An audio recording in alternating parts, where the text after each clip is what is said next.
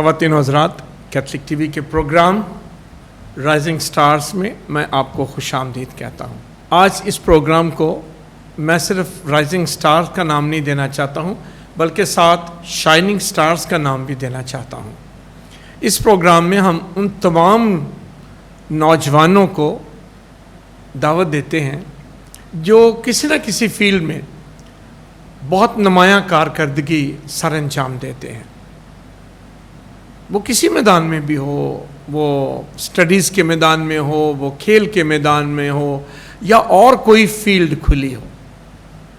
जब कोई नौजवान अपना नाम, अपने ख़ानदान का नाम रोशन करता है, कौम का नाम रोशन करता है, तो वो हमारे लिए राइजिंग स्टार्स भी है और शाइनिंग स्टार्स भी है। आज एक ऐसा ही राइजिंग स्टार्स भी है और शाइनिंग स्टार भी है, जिसको हमने कैथलिक टीवी के स्टूडियो में दावत दी है। आज हमारे साथ हैं लीज़ा चुगताई, जिन्होंने हाल ही में 2020 में मैट्रिक का इम्तहान 1023 नंबर लेकर पास किया। Out of 1100 1023। ये एक बहुत अच्छा मकाम है जो हमारी इस बेटी ने पाया है। आज वो कैथलिक टीवी के स्टूडियो में हमारे साथ मौजूद हैं। लीज़ा, मैं आपको खुशामदीद कहता हूँ। Thank you. आपको कैसे पता चला कि रिज़ल्ट आ गया? हमने तो सबसे पहले एसएमएस किया था कि हमें रिज़ल्ट का पता चले, तो हमें कुछ ही मिनटों बाद हमें रिज़ल्ट का पता चला। तो पहले तो मैं थोड़ी सी टेंशन में थी कि मेरे थोड़े कम नंबर आए हैं, जितने मैंने तवक्को की थी उनसे थोड़े से कम आए थे, तो इसलिए मैं थोड़ा परेशान हुई। लेकिन फिर मैंने सोचा, मैंने गौर किया कि खुदा ने किसी मकसद के बायस ही मुझे इतने नंबर दिए होंगे, तो मुझे बहुत खुशी हुई बाद में कि मेरे इतने अच्छे नंबर आए हैं। लीज़ा, आपके 1000 प्लस हैं, 1023। आप समझते हैं ये काम है, या आपने तवक्को ज़्यादा लगाई हुई थी, या आपने मेहनत ज़्यादा की हुई थी कि आपको उतनी खुशी नहीं हुई जितनी होनी चाहिए थी? मैंने तवक्को ज़्यादा की थी क्योंकि मुझे लगा था कि शायद मेरे थोड़े से और बेहतर हो सकते थे नंबर, इसलिए। वैसे क्या टारगेट रखा हुआ था? मैंने 1050 तक का टारगेट रखा था। 1050 तक का टारगेट था। अच्छा, अब ये देखिए 1023 भी बहुत अच्छे मार्क्स हैं। ठीक है, आपकी टारगेट के मुताबिक आप थोड़ा सा नीचे रह गए, कोई बहुत ज़्यादा गैप तो नहीं है, और फिर भी कहीं ना कहीं आप खुश तो हो गए होंगे। हाँ जी, बाद में मैंने इसके बारे में गौर किया और मुझे बाद में बहुत खुशी महसूस हुई कि मेरे इतने अच्छे नंबर हैं। लीज़ा, आप कौन से स्कूल से पढ़कर इतने नंबर लिए हैं? जी, मैंने कॉन्वेंट ऑफ जीसस एंड मेरी से तालीम हासिल की है। वहाँ की सिस्टर पिलार, हमारी प्रिंसिपल और असातिज़ा ने हम पे बहुत मेहनत की और हमें बहुत आगे मोटिवेट किया कि हम अच्छे नंबर ले सकें। आपके इतने मार्क्स लेने में स्कूल जीसस एंड मेरी का कितना रोल है? कंट्रीब्यूशन का अगर कहा जाए तो 90% कंट्रीब्यूशन ही मेरे स्कूल की है, क्योंकि इन्होंने इतनी मेहनत कराई। रोज़ हमारे टेस्ट होते थे और एग्ज़ाम्स भी, और इतना उन्होंने हम पे मेहनत की जिसके बायस हमारे इतने अच्छे नंबर हैं। ये तो बहुत अच्छी बात है, क्योंकि आप जानते हैं कि जीसस एंड मेरी का एक बड़ा नाम भी है, और उनका सिर्फ नाम ही बड़ा नहीं है, उनका काम भी बड़ा है। तो ये तो बहुत फितरी सी बात है कि उनके स्कूल से पढ़कर आपने इतने अच्छे मार्क्स लिए हैं। आपके साथ क्लास में कितने और स्टूडेंट्स थे? हमारी क्लास में टोटल 44 गर्ल्स थी। इनमें कितने क्रिश्चियन बच्चे थे? 8 स्टूडेंट्स थे। इन 8 क्रिश्चियन बच्चों में आप सबसे हाईएस्ट हैं, या आपसे भी कोई हाईएस्ट है? जी, मेरे सबसे हाईएस्ट हैं क्रिश्चियन गर्ल्स में से।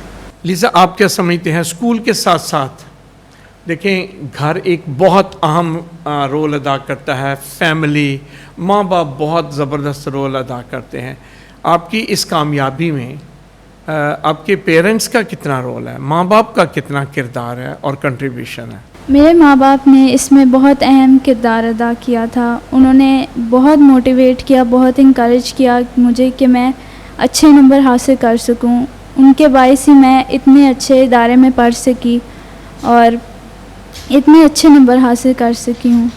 जब भी मैं उनको देखती थी कि वो रोज़ सुबह जॉब पे जाते हैं और इतनी मेहनत करते हैं सिर्फ़ इसीलिए कि वो अपने बच्चों को अच्छे स्कूलों में पढ़ा सकें, अच्छा लाइफस्टाइल दे सकें, तो मुझे काफ़ी इनकरेजमेंट महसूस होती थी और मोटिवेशन मिलती थी कि मैं भी कल को अपने माँ बाप के लिए कुछ कर सकूं, कुछ बन सकूं, ताकि वो फ़ख्र से कह सकें कि मैं उनकी बेटी हूं। आपका आगे स्टडीज़ में क्या कुछ करने का इरादा है? आगे मेरा एफएससी करना, प्री मेडिकल और आगे जाके डॉक्टर बनने का इरादा है। अल्टीमेट ड्रीम क्या है? अल्टीमेट ड्रीम मेरा जनरल फिजिशियन बनने का। जनरल फिजिशियन बनना है। सो इसके लिए तो आपको एफएससी करनी होगी और फिर आगे मेडिकल में जाना होगा। ये ड्रीम आपकी अपनी ड्रीम है या आपको किसी ने दी है? ये मेरी भी थी और मेरे माँ बाप भी ये चाहते थे कि मैं बड़े होकर डॉक्टर ही बनूं। डॉक्टर बनने का ख्याल आपको क्यों आया? कौन सी चीज़ है जिसने आपको डॉक्टर बनने के लिए मोटिवेट किया? इस ख्याल को जहन में रखते हुए कि एक इंसान दूसरे इंसान को शिफा दे सकता है, किस तरह दूसरे की मदद कर सकता है। सही। तो फिर मैंने ये सोचा कि क्यों ना मैं भी डॉक्टर बनने का सोचूं। सो दूसरों की खिदमत का जज्बा है जो आपको इस तरफ लेके आया। आप वैसे अपनी क्लास में कैसे स्टूडेंट हैं? Average, medium, above average? मैं अपनी क्लास में तो मीडियम। आप अपनी क्लास में मीडियम स्टूडेंट्स थे और नेचुरली 44 स्टूडेंट्स में कोई कभी कंपटीशन की स्पिरिट रही और आप इस कंपटीशन में कि भाई इनसे ज़्यादा मार्क्स लेने हैं, कभी कंपटीशन की फीलिंग्स महसूस हुई तो क्या क्या किया? आई थिंक कि कंपटीशन की फीलिंग एक हेल्दी वे में भी काफ़ी आपको मोटिवेट कर सकती है कि आप ज़्यादा नंबर और ज़्यादा नंबर ले सकते हैं, जितने आपके आए हैं आप उससे भी ज़्यादा नंबर ले सकते हैं। तो कभी आपके जहन में कंपटीशन दूसरे क्लासमेट से करने का आया, हेल्थी कंपटीशन? जी, वो तो फिर आ जाता है। अच्छा, आप स्पोर्ट्स में कैसी हैं? कभी स्पोर्ट्स में भी हिस्सा लिया? हाँ जी, हमारे स्कूल में हर हफ्ते में एक दफ़ा ज़रूर गेम्स की क्लास होती है जिसके अंदर बास्केटबॉल, वॉलीबॉल और नेटबॉल के मैचेस होते हैं।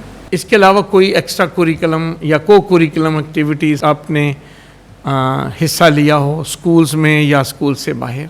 हमारे स्कूल में एक्स्ट्रा करिकुलर एक्टिविटीज़ को भी बहुत अहमियत दी जाती है। तो इसी तरह हमारे स्कूल में क्रिसमस प्ले और स्प्रिंग कॉन्सर्ट वगैरह भी होते हैं जहाँ पे आपकी एक्टिंग और क्वायर की स्किल्स को भी काफ़ी इन्हांस किया जाता है। सो ये जो को कुरिकुलम एक्टिविटीज़ आपके स्कूल में होती हैं, इन्होंने आपकी मदद की है कि एक healthy person, healthy human being जो है वो भी डेवलप हो सके। हाँ जी। आप अपनी स्टडीज़ में किससे मुतासर हैं? पेरेंट्स से, किसी टीचर से या प्रिंसिपल से या स्कूल से, किससे आप मुतासर हैं? मैं सबसे ज़्यादा अपने पापा से मुतासर हूँ क्योंकि उनके स्टडीज़ में काफ़ी अच्छे थे और वो मैथ में भी काफ़ी अच्छे थे, तो इसलिए मैं उनको देख के काफ़ी मोटिवेट भी होती थी। आपके पापा भी टीचर हैं, आपकी मामा भी टीचर हैं।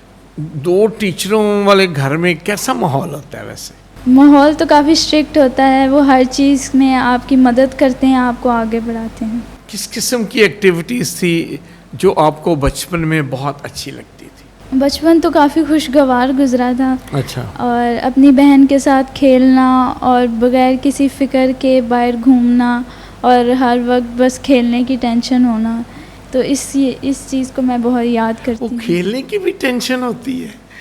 हाँ जी, कि बस अब ये काम ख़त्म हो और बस मैं बाहर जाऊँ खेलने। अच्छा, कितने बहन भाई हैं आप लोग? मेरी एक बड़ी बहन है बस। आपकी बड़ी बहन है, वो क्या कर रही हैं? वो बायोटेक्नोलॉजी कर रही है। लिज़ा, आप घर में दुआ करते हैं? हाँ जी, हम रोज़ बाइबल पढ़ते हैं। रोज़ बाइबल मुक़द्दस पढ़ते हैं और दुआ भी करते हैं। कभी अकेले बैठ के भी दुआ की है? जी, जब भी मैं पढ़ने से पहले हमेशा दुआ करके पढ़ती थी। तो क्या आपकी फैमिली में फैमिली प्रेयर होती है या ख़ानदानी तौर पर आप बैठ के दुआ करते हैं? हम लोग अकेले भी दुआ करते हैं और रोज़ रात को हम सोने से पहले भी हमारी सारी फैमिली मिलके दुआ करती है। आपके ख्याल में आपने ये जो इतने मार्क्स लिए हैं मेरी राय है कि ये बहुत अच्छे मार्क्स हैं, खुदा का शुक्र अदा करते हैं। आप समझते हैं कि आप एक इंटेलेक्चुअल स्टूडेंट हैं इसलिए इतने मार्क्स आए हैं, या आप हार्ड वर्किंग स्टूडेंट्स हैं तो फिर बहुत ज़्यादा मेहनत करके ये मार्क्स इतने लिए हैं 1023?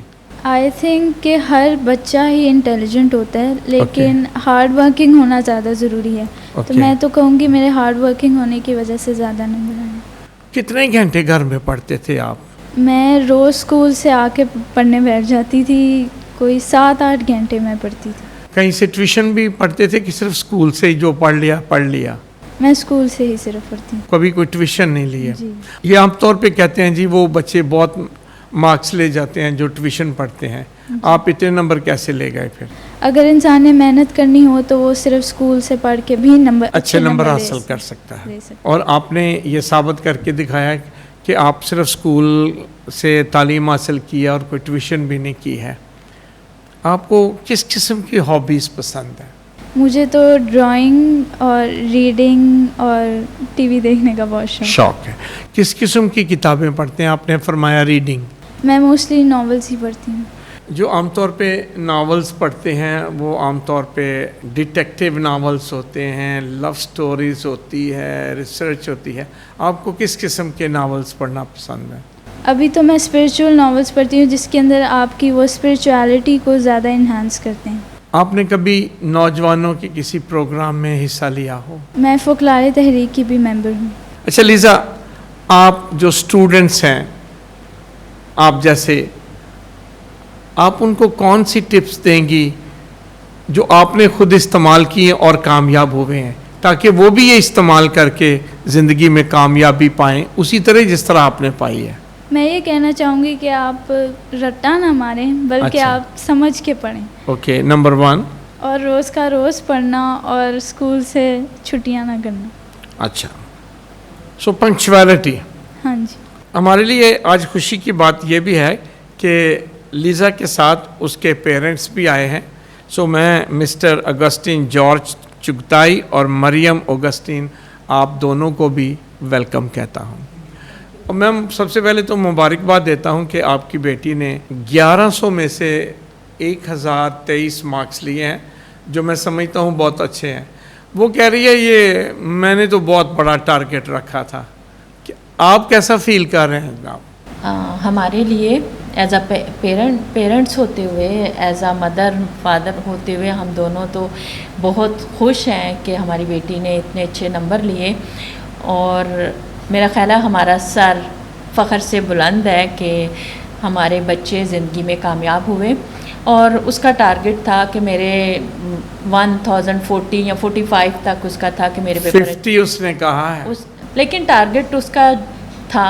लेकिन हमें फिर भी जब इसने रिज़ल्ट के बाद, खुशी के बाद इसने जो इजहार किया कि नहीं ये अच्छे नहीं हैं, तो हमने एकदम से इसे रोका कि नहीं, हमें शुक्र करना चाहिए खुदा का कि आपको इतनी बड़ी खुशी मिली है और उसमें आप हमें ना शुक्रा नहीं होना या हम उसमें ये बात नहीं लेके आएंगे। आप इस पे खुश हों कि आपको इतने अच्छे नंबर मिले। और मेरा ख्याल है इस खुशी में हमारे लिए बहुत इज़्ज़त की बात थी कि हमारी बेटी ने हमारे लिए जो कुछ हम सोचते थे वो सारा कुछ उसने करके दिखाया। अच्छा, आप चूँकि दोनों टीचर्स हैं, इतने मार्क्स लेने में आप दोनों की या फैमिली की या पेरेंट्स की क्या कंट्रीब्यूशन है? फैमिली का बहुत बड़ा इसमें किरदार होता है। किसी भी बच्चे की इस हद तक जाना या उसकी मेहनत, यानी इतनी मेहनत कोई भी बच्चा जब करता है तो डेफिनेटली माँ बाप का बहुत बड़ा एक रोल होता है उसमें। तो आप लोगों का क्या रोल है वो मैं जानना चाह रहा हूँ। मैं क्रेडिट देता हूँ ज़्यादा अपनी मिसेस को, क्योंकि आफ्टर स्कूल इनको जो है वो ज़्यादा लेके बैठती थी। मेरी जॉब ऐसी थी कि मैं तो शाम को सुबह गया तो शाम को आता था। लेकिन इसमें जो है मेरा किरदार ये था कि टाइम पे फैसिलिटेट करना, जो भी इनकी ज़रूरतें हैं उनको पूरा करना। और हम रोज़ का रोज़ इनसे पूछते थे कि आज क्या पढ़ा, कैसा हुआ, स्कूल कैसा था। तो मैं समझता हूँ बीइंग ए पेरेंट्स रोज़ चेक करना कि बच्चा कहाँ पे है, क्या कर रहा है, उसने कितना पढ़ा है, और जो है स्पेशली जब टेस्ट दे के आती थी तो मुझे बताती थी कि आज मेरे इतने मार्क्स आए, ठीक है, और जो मार्क्स इसके उसमें से कम आते थे तो मैं उसको कहता था कि टीचर से आपने पूछा है कि उन्होंने क्यों काटे, अगर काटे हैं तो उसकी आपने करेक्शन की है। ठीक है। तो मैं समझता हूँ ये छोटे छोटे पॉइंट्स थे जो 2 साल की हमने इस पे जो है थोड़ी सी कड़ी नज़र रखी और मेहनत की है। मेहनत की। और इसके साथ साथ मैं ये भी बताना समझता हूँ, ठीक है। दूसरे पेरेंट्स के लिए भी एक मैसेज जाएगा कि हमने छुट्टी का कॉन्सेप्ट नहीं रखा। अच्छा, छुट्टी नहीं कभी करवाई? छुट्टी नहीं। अब बहुत सारे माँ बाप छुट्टी करवा लेते हैं, तो आपने क्यों नहीं करवाई है? कि प्रायोरिटी जो है वो सेट करनी पड़ती है, और हमने प्रायोरिटी सेट की थी। किसी भी शादी ब्याह या प्रोग्राम्स को यानी छुट्टियों में रखा जाता था। स्कूल के डेज में हमने जो है कोशिश की है कि इसको छुट्टी ना करवाई जाए, और टाइमली जो है चीज़ें जो है प्रोवाइड की, यानी बीइंग ए पेरेंट्स हमने फैसिलिटेट किया है ताकि इसकी पढ़ाई में हर्ज ना हो, इसकी रूटीन लाइफ जो है वो डिस्टर्ब ना हो। बाकी हम खेलते भी हैं घर में सारा, यानी दुआ भी शाम की उसमें सबने ही शामिल होना होता है, लेकिन जो है बीइंग ए पेरेंट्स हमने कोशिश किया है कि इसको प्रॉपर फैसिलिटेट किया जाए ताकि अपनी पढ़ाई पे कंसंट्रेट कर सके, इसीलिए इसके अच्छे मार्क्स जो हैं वो मेरे ख्याल में। वो डॉक्टर बनना चाहती है, आप लोगों की क्या ड्रीम है उसके बारे में? बीइंग ए पेरेंट्स हमने टोटल फ्रीडम दी है इनको कि they can have a choice for their profession या फ्यूचर लाइफ। और मैं समझता हूँ कि हमारे लिए एक फ़ख्र का बायस है कि they have very good selection, और दोनों बेटियां जो हैं वो अपने लिए जो है वो फ्यूचर प्लान रखती हैं। तो हम तो चाहेंगे कि हम भरपूर तरीके से इनको फैसिलिटेट करें ताकि जो है ये इनके जो भी मकासद हैं ज़िंदगी में वो पूरे कर सकें। अच्छा सर, मैं आपसे ये जानना चाहूँगा कि आपका तल्लक फ़ोकलारी मूवमेंट से भी है, वो आपकी फैमिली लाइफ पर कितना असर रखती है? फ़ोकलारी मूवमेंट जो है बेसिकली हमने फैमिली प्रोग्राम उनका ज्वाइन किया था 2 years बैक। ओके। तो उसमें जो है spirituality of a family and Christian values को बहुत ज़्यादा फोकस किया गया। तो that was more attraction toward that movement कि फैमिली बॉन्डिंग और जो है घर का एक तकद्दस होता है। मैं समझता हूँ मियाँ बीवी का अपने बच्चों के साथ कि अपने मसीही माहौल को, कैथलिक वैल्यूज़ को हम कैसे आगे लेके चल सकते हैं। और मैं समझता हूँ इसका इम्पेक्ट ये है कि आज हम जो है वो जब भी यानी कोई खुशी का लम्हा आता है हम सबके साथ शेयर करते हैं। ठीक है। और जब कोई ऐसा मौका होता है जब we are not at peace, तो तब भी हम शेयर करते हैं। दूसरे जो है वो हमें अपने आप को संभालने में, क्रिश्चियन वैल्यूज़ को आगे लेके उनके ज़रिए हम अपनी मुश्किलात पे काबू पाते हैं। और मैं समझता हूँ कि ये एक बहुत बड़ी ब्लेसिंग है कि हम जो है क्रिश्चियन वैल्यूज़ को लेके आगे चल रहे हैं। और ये असर सबसे बड़ा जो है कि आने वाली नस्ल में या अपने बच्चों में हम देखते हैं कि वो फैमिली बॉन्डिंग को क्रिश्चियन बहन भाइयों के साथ और दूसरों के साथ किस तरह से अपना रहन सहन जो है अपने मेल जोल बढ़ाते हैं। अच्छा मैडम, घर में देखिए कभी कोई ऐसी बात हो ही जाती है कि बच्चों को करेक्ट करना पड़ जाता है या कुछ कहना पड़ जाता है, आप में से कौन बच्चों को करेक्ट करता है और किस तरह करते हैं? मेरा ख्याल है कि ज़्यादा तो मैं ही करती हूँ, और बाज़ दफ़ा अभी तो किस तरह करती हूँ, मतलब डांटना पड़ता है, अक्सर तो डांटना पड़ता है बच्चे के। अगर मैं आज कहूँ कि लीज़ा ने इतने अच्छे नंबर लिए, तो उसके पीछे भी मैं कहूँगी कि मुझे बार बार इसको कहना पड़ता था कि नहीं अभी आपके पढ़ने का वक्त है, छोड़ दो ये टीवी, छोड़ दो अभी ये करना है, आपने पढ़ना है। तो वो तो हमें एक माँ होते हुए या माँ बाप होते हुए हमें अपने बच्चों की परवरिश के लिए, तो ये हमें बच्चों का ख्याल रखने के लिए हमें उनको डांटना भी पड़ता है, उनको देखना भी पड़ता है, उनकी वो कहते हैं ना खबरगिरी करनी पड़ती है। तो वो उस हवाले से तो उसका हमें करना पड़ता है। तो अक्सर कभी घर में भी इस तरह होता है कि अभी अगस्टिन मुझे कहेंगे अच्छा आप इन्हें कह दो, तो उस दिन मैं इन्हें ये कह रही थी कि आप हमेशा मुझे ही बुरा बनवाते हो, कि अभी वो बच्चियां मुझे सोचेंगी मामा ही हर वक्त डांटते तो आप खुद क्यों नहीं कह लेते। अच्छा। तो ये है कि शायद अभी भी आज भी सुबह यही बात हो रही थी कि अगर मैं होती तो अभी मेरे आने तक, क्योंकि मैंने डांट के इनके पीछे करके तैयारी मुकम्मल होनी थी। ठीक है। तो लेकिन शायद फादर होते वो ज़्यादा मतलब नहीं, इतना नहीं कहते, ज़रूर हैं, ये नहीं कि नहीं कहते, कहते हैं, लेकिन शायद डांटना मुझे ज़्यादा पड़ता है। देखिए तालीम एक बात होती है, तरबियत दूसरी बात होती है। तालीम में तो स्कूल आ जाता है, फैमिली आती है और बहुत सारी वाइडर फैमिली है, एक्सटेंडेड फैमिली है जो मदद कर देते हैं, ट्यूशन सेंटर होते हैं वो मदद कर देते हैं। आप अपनी बेटियों की तरबियत कैसे कर रहे हैं? तरबियत बहुत बड़ा लफ्ज़ है, बहुत बड़ी बात है। मैं जब भी कभी बच्चों की बात करती हूँ अपने, और स्कूल में भी या आम बच्चों की जब फैमिली में भी बात होती है, तो मैं कहती हूँ बच्चा पैदा करना 9 महीने पैदा करना और बाद में उसको देखना बहुत फ़र्क है, और उसकी तरबियत करना उससे भी मुश्किल काम है। ठीक है। कि ज़िंदगी में जो सबसे मुश्किल काम है वो एक बच्चे की तरबियत करना। नशोनुमा करना एक फ़र्क बात है, लेकिन उसकी तरबियत के लिए हमें बहुत मेहनत करनी पड़ती है। हमें अपने आप को नमूना बना के बच्चों के सामने देना पड़ता है कि मैं कैसी हूँ तो मेरी बच्ची कैसी है। वो बच्ची एकदम से देखती है कि माँ क्या कर रही है, माँ झूठ बोल रही है, तो मैं क्यों नहीं बोल सकती। आपने कैसे की है? कोशिश करती हूँ कि जो कुछ मैं इनके सामने अच्छा कर सकती हूँ, या जो मैं चाहती हूँ कि मेरी बेटियाँ मेरी अच्छी बने, तो मैं इनके सामने वैसी रहती हूँ। सो बाय एग्जाम्पल। हाँ, रोज़मर्रा का जो आपका स्केड्यूल होता है उसको थोड़ा सा यानी इजी हो जाती है लाइफ, अगर हम अपना प्रायोरिटीज सेट कर लेते हैं। जैसे हमने सोने से पहले दुआ करनी। ठीक है।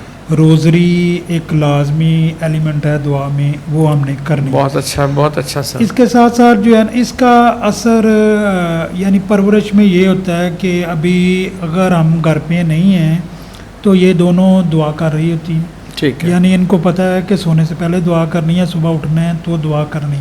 अगर स्कूल चल रहे हैं ठीक है, अगर नहीं स्कूल तो ये 2 एलिमेंट तो लाजमी है।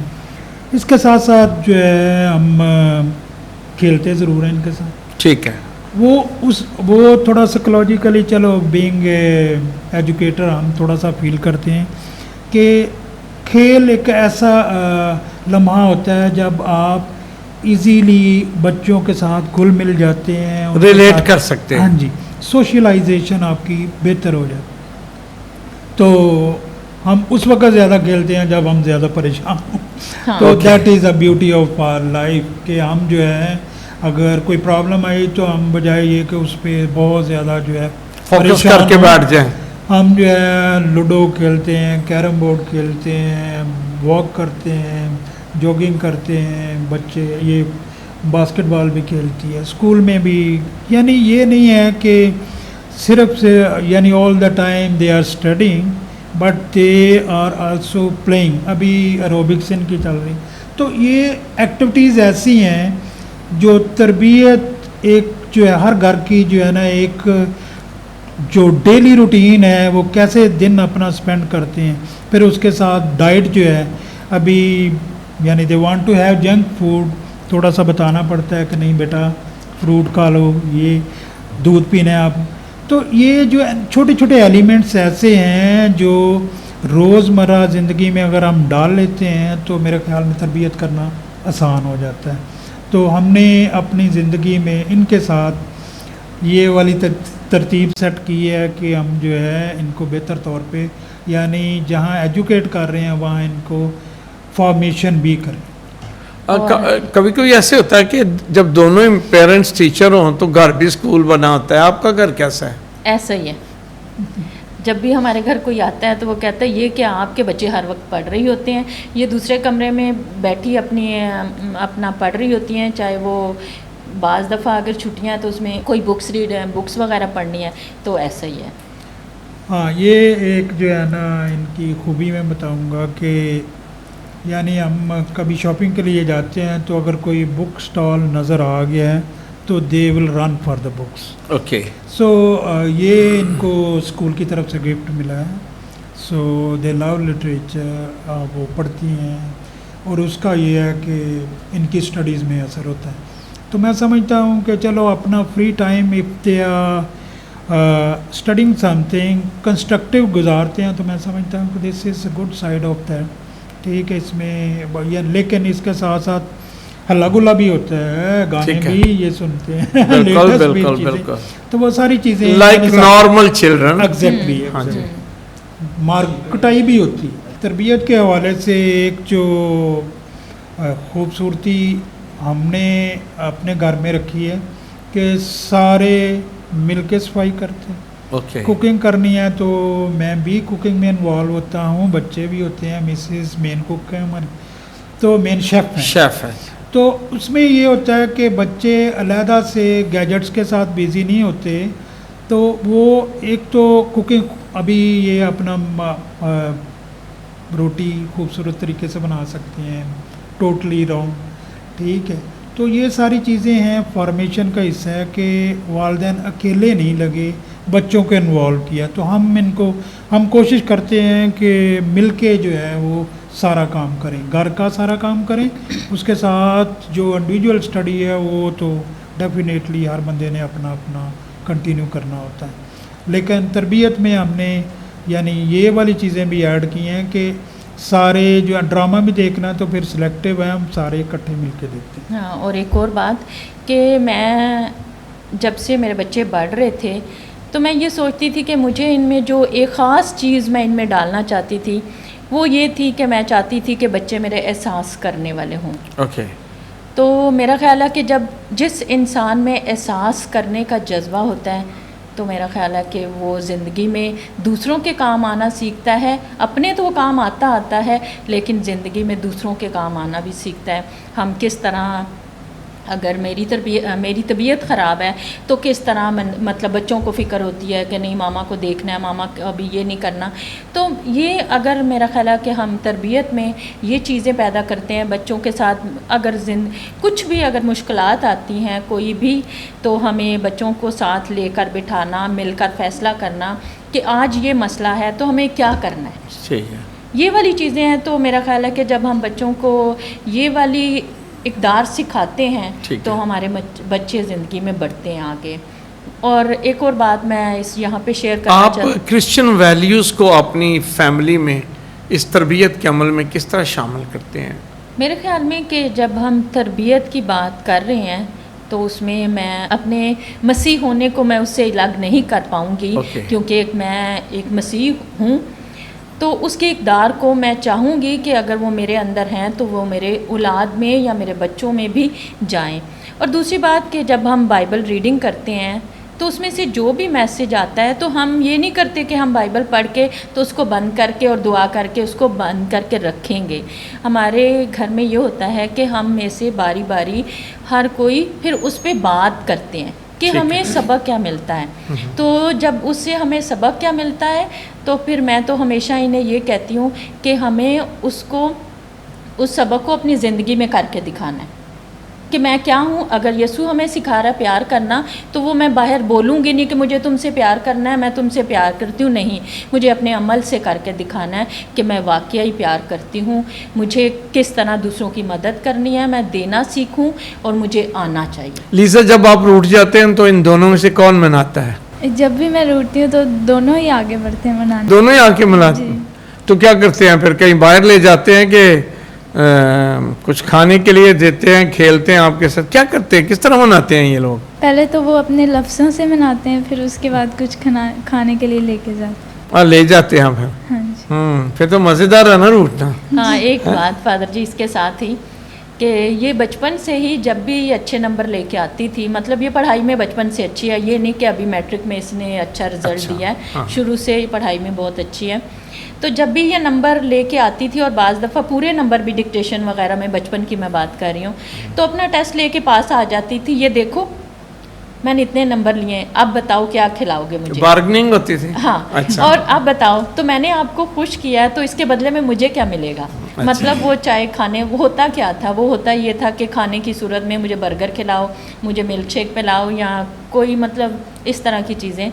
तो वो अभी भी उसका यही हाल है कि अच्छा मैं, और लेकिन इससे लिंक करती बात ये है कि इसने उसके, अगर उस वक्त बचपन से ये डिमांड करती थी, चलो जी मैं नंबर अच्छे ले आई हूँ, हमें खुश किया तो हमने इसको खुश किया, तो वो सिलसिला आगे बढ़ता रहा, और उसी सिलसिले में आज इसने हमें इतना खुश कर दिया। अच्छा, उसने 1023 लिए हैं, इस दफ़ा क्या किया उसके लिए? इस दफ़ा मेरा ख्याल है आप इसी से पूछें। क्या मिला है लीजा इस साल? मामा ने मुझे पहले ही कह दिया था कि अगर तेरे 1000 से ऊपर आ जाते हैं तो फिर मैं तुझे 10,000 रुपीज़ दूँगी। अच्छा, हाँ जी, तो क्या किए 10,000 का? अभी तक संभाल के रखी। माशाल्लाह माशाल्लाह, ये सेविंग करने वाला हाँ, कॉन्सेप्ट बस। बहुत अच्छा लगा है आपको। मैं इसमें थोड़ा सा ऐड करना चाहूँगा। असल में ये कोई भी बच्चा जब नंबर ज़्यादा लेता है, इसको मैं बता रहा था कि इसने हमारी सेविंग नहीं की, इसने अपनी सेविंग की। सही। अपनी सेविंग इसने ये की है कि जिस भी कॉलेज में जाएगी, इसको उस हिसाब से इसकी फ़ीस लेस हो जाएगी, तो she will be investing the money. वो पैसे जो इसके बचेंगे वो इसकी इन्वेस्टमेंट है, जहाँ मर्ज़ी ये खर्च कर सकती है। तो मैं समझता हूँ this is a great investment, कि कोई भी बच्चा अगर अपने वालिदैन के लिए इन्वेस्टमेंट करना चाहता है तो वो उसके पास फुल चांस है कि ज़्यादा मेहनत करे, ज़्यादा मेहनत करे, ज़्यादा और- नंबर ले, हाँ जी, और स्कॉलरशिप हासिल स्कॉलरशिप ले। करना। अभी इसको हम स्कॉलरशिप देख रहे थे तो हम बहुत खुश थे। अभी जिस भी कॉलेज में जा रहे हैं, बल्कि हमें तो काफ़ी कॉल्स आती हैं कि आपकी बेटी ने इतने नंबर नहीं, हमारे कॉलेज में भेजे हैं, हम जो है ना इसको ये स्कॉलरशिप देंगे। तो मैं समझता हूँ ये वालिदैन के लिए और कम्युनिटी के लिए, फैमिलीज़ के लिए बहुत बड़ी एक इन्वेस्टमेंट है। बच्चे आप अपने वालिदैन से, यानी वही पैसा आप किसी और पर्पज़ के लिए इस्तेमाल कर सकते हैं। आप स्कॉलरशिप पे पढ़ सकते हैं, फ्री पढ़ सकते हैं, आगे बढ़ सकते हैं, यानी पूरी दुनिया आपको वेलकम करेगी जब आप अपने ऊपर कुछ यानी मेहनत करते हैं और साबित करते हैं कि आप पे इन्वेस्ट किया जाए। हाँ। और मैं समझता हूँ इसकी इन्वेस्टमेंट जो है हमारे लिए जो है ना वो क्रेडिट है। Mister Augustine George and missus Augustine George, मैं आपको बहुत बहुत मुबारकबाद देता हूँ, और लीज़ा आपको भी आपने अच्छे मार्क्स लिए हैं, ना सिर्फ अपनी फैमिली के लिए बरकत और खुशी का बायस बने हैं, मैं समझता हूँ आप क्रिश्चियन कम्युनिटी के लिए भी एक बड़ी बरकत का वसीला बनी है, क्योंकि जैसे हमारे बच्चे आगे बढ़ेंगे हमारी कम्युनिटी ऊपर उठेगी, और जब कम्युनिटी ऊपर उठेगी तो फिर हम कह सकेंगे कि हमारी कौम आगे बढ़ रही है, तरक्की कर रही है। ये शुरू एक फ़र्द से ही होगा या फ़र्दन होगा, लेकिन बाद में हम आगे बढ़ते जाएंगे। मैं पूरी पाकिस्तानी क्रिश्चियन कम्युनिटी की जानिब से आपको और आपके माँ बाप को बहुत बहुत मुबारकबाद देता हूँ, Thank you, और Father. शुक्रिया भी अदा करता हूँ कि आपने वक्त निकाला है और आप आज इस इंटरव्यू के लिए आए हैं। मैं उम्मीद करता हूँ कि ये इंटरव्यू बहुत सारे पेरेंट्स के लिए भी मोटिवेशन बनेगा, इंस्पिरेशन बनेगा। सर, चंद अल्फाज में आप वालिदैन को क्या कहना चाहेंगे? मैं वालिदैन से गुजारिश करना चाहूँगा कि वो अपने बच्चों को जिस भी क्लास में वो पढ़ रहे हैं उनको रोज़ चेक करें। फादर और मदर ये यानी डिफरेंस नहीं किया जा सकता, दोनों में से अगर दोनों चेक करें, पूछें उन्होंने क्या किया है, उनके हर रोज़ यानी टाइम टेबल क्या है, उनके दिन की क्या एक्टिविटीज़ हैं, उन पे नज़र रखना, उनकी तरबियत का ख्याल रखना, और रोज़ का रोज़ अगर बच्चे थोड़ा थोड़ा भी काम करेंगे तो मेरे ख्याल में एक बहुत बड़ी अचीवमेंट उनको जो है बोर्ड के रिज़ल्ट्स में मिलेगी। और ये मैं समझता हूँ कि ये हर रोज़ का अमल होना चाहिए, ताकि जो है हम हर रोज़ चेक करें कि हमारे बच्चे किन एक्टिविटीज़ में इन्वॉल्व हैं। और जिन वालिदैन का यानी उनको जिनको पढ़ना लिखना नहीं आता, वो उनको उनकी बुक्स उनसे करवाएं, जो भी टीचर करवाती हैं सिंपल उनके पास बैठ के उनसे सुने कि टीचर ने क्या करवाया है। अगर बच्चे की हर रोज़ निगहदाश्त की जाएगी तो मेरा ख्याल है कि ये वही बच्चे जो हैं आपको बेहतरीन रिज़ल्ट देंगे। आप माओं को आज क्या पैगाम देंगी कि सिर्फ बच्चों की तालीम पर ना ध्यान दें बल्कि उनकी तरबियत पर भी तवज्जो दें? एक माँ होते हुए मैं तमाम माँओं को ये पैगाम देना चाहती हूँ कि पढ़ाई के साथ साथ, इल्म के साथ साथ जब तक आप बच्चों की तरबियत नहीं करते तो वो इल्म जो है वो उसकी कोई कदर नहीं रहती, जब तक कि आपके बच्चों की अच्छी तरबियत नहीं होती। तो इसलिए हमें अपने बच्चों को, जहाँ हम पढ़ाई में उनको बढ़ाने के लिए उनके लिए ट्यूशन्स का इंतज़ाम करते हैं, उनके ऊपर मतलब ज़्यादा पैसे लगाते हैं, एकेडमी में भेज रहे हैं, तो मेरा ख्याल है कोई भी एकेडमी या तरबियत नहीं करती। तो ये काम तो हमें घर में एज आ मदर होते हुए या माँ होते हुए हमें अपने बच्चों को देखना है कि हमें किस तरह उनको एक माशरे में जब लेके जाना है तो उनको उस माशरे में तैयार करने के लिए एक अच्छी लड़की या एक अच्छा लड़का कैसे हमने तैयार करके देना है। तो एक माँ होते हुए मैं आपको यही पैगाम दूंगी कि अपने बच्चों की तरबियत पर प्लीज़ ज़रा थोड़ा सा ध्यान दें, उनको किस तरह एक दूसरे की मदद करना, एक दूसरे के साथ रहना, प्यार करना, मोहब्बत से रहना, एहसास करना, ये वाली चीज़ें उसके साथ साथ आप सिखाएंगे तो मेरा ख्याल है इसके साथ वो आपके लिए भी मदद का बायस होगा कि कल को वही बच्चे बढ़कर आपके लिए मददगार होंगे, ना कि वो माशरे में दूसरे कामों में लगेंगे, बल्कि उनको आपकी फ़िक्र होगी और आपके साथ वो उस माशरे को बेहतर बनाने के लिए अच्छे साबित हो सकेंगे। लीज़ा, आपने मेहनत की, कोशिश की, जदोजहद की और अच्छे मार्क्स लेकर कामयाब हुई हैं। आज आप अपने स्टूडेंट्स जो आपकी एज के हैं, जो तालिब इल्म हैं, आप उनको क्या मैसेज देना चाहेंगी? मैं ये मैसेज देना चाहूँगी कि अगर आप ज़िंदगी में कामयाब होना चाहते हैं और आगे बढ़ना चाहते हैं तो आपको खुद मेहनत करनी पड़ेगी, ना कि कोई और आके आपकी जगह मेहनत करेगा। अगर आप अपने आप को किसी मकाम पे देखना चाहते हैं तो खुद ही कोशिश करें और जिद्दोजहद करें ताकि आप भी कुछ आगे जाके बन सकें। ख़वातीन व हज़रात, जो जद्दोजहद करता है, जो मेहनत करता है, वो उसका फल पाता है। वो बच्चा हो, नौजवान हो, उम्र के किसी हिस्से में भी हो, क्योंकि जो आप बोएंगे सो आप काटेंगे। अगर आप मेहनत बोते हैं तो आप मेहनत की फसल काटेंगे।